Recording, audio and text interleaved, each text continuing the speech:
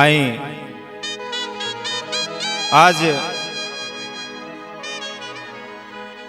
पंचम स्टूडियो आरा फिर से हमनी के अपन उहे लाइव गीत संगीत लेके उपस्थित बानी जा। बेंजू पर हमारे बड़ भैया विष्णु भाई और तबला पर विकास ओझा जी, सबके स्वागत बा। सहयोगी हमार श्याम भाई, आई एगो पत्नी विरह में होके का कहतड़ी।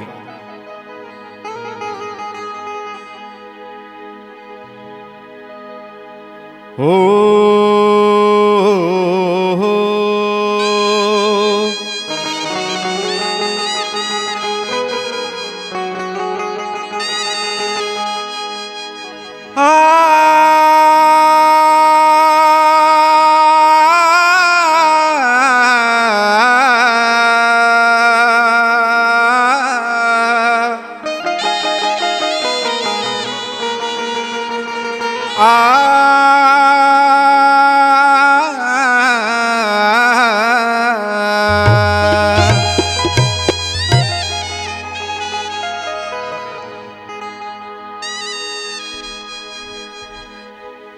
और पियावा सिवान से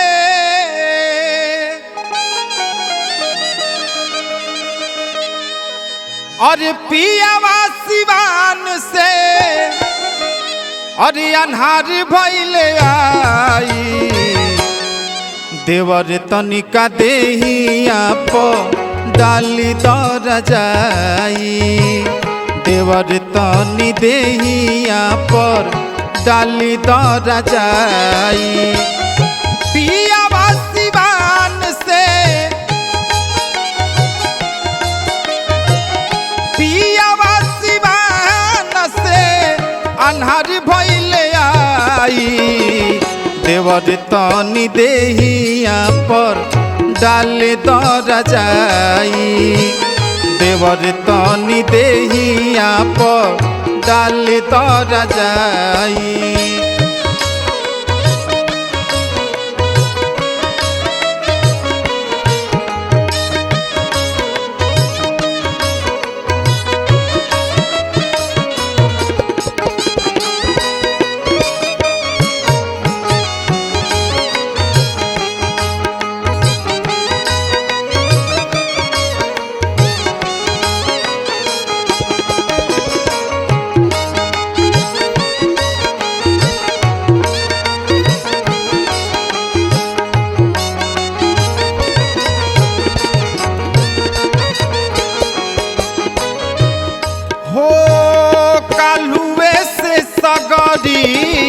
बदनिया पिरात बा उठेला दर्द नाही तनिको थिरात बा।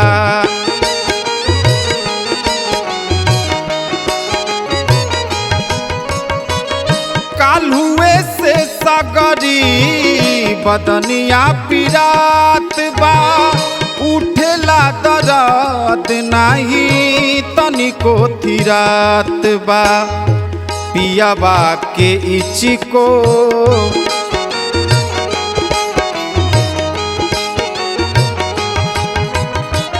पियावा के इचिको पियावा के इचिको न तनिको बुझाई।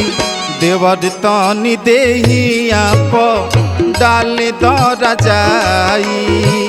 देवर तनी देहिया पर डाली दर जाई।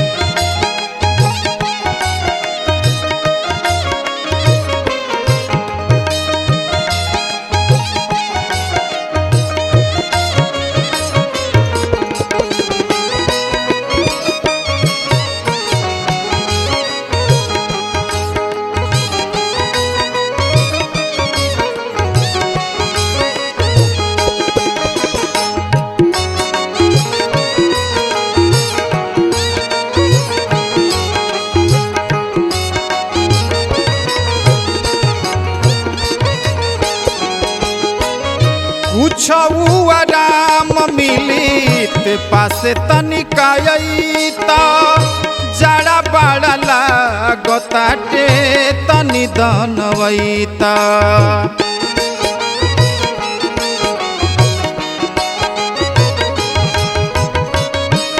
हो कुछ आराम मिली ते पासे तनिकायता जाड़ा बाड़ा लागताटे तनि दनवैता धीरे धीरे दिहता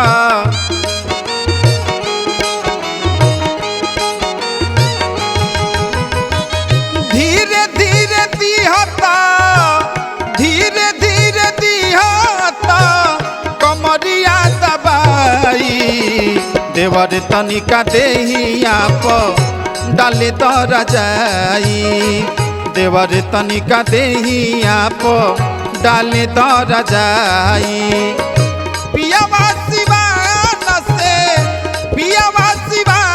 से अन्हार भइले आई देवर तनिका देहिया प डाले दरा जाई देवर तनि देहिया प डाले दरा जाई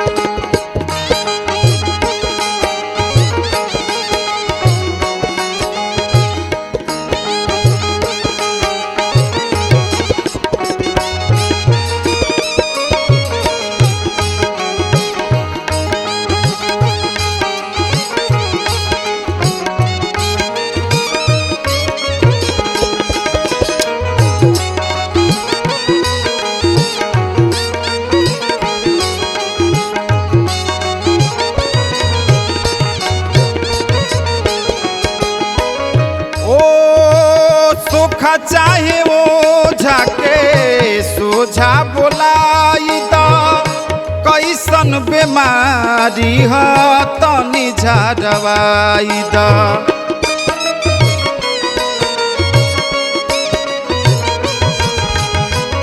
ओझा चाहे सोखा के तनिका बोलाई द कैसन बेमारी ह तनि झाड़वाई द सूट नाही करे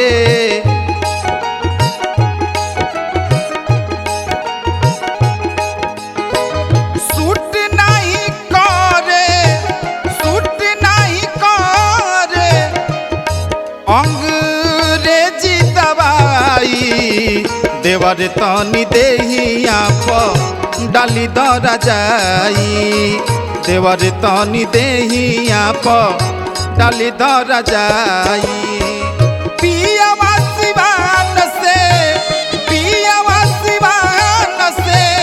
अन्हार भइले आई देवर तनि देहिया प डाली दरा जाई देवर तनि देहिया प डाली दरा जाई देवर तनि देहिया प डाली दरा जाई देवर तनि देहिया प डाली दरा जाई।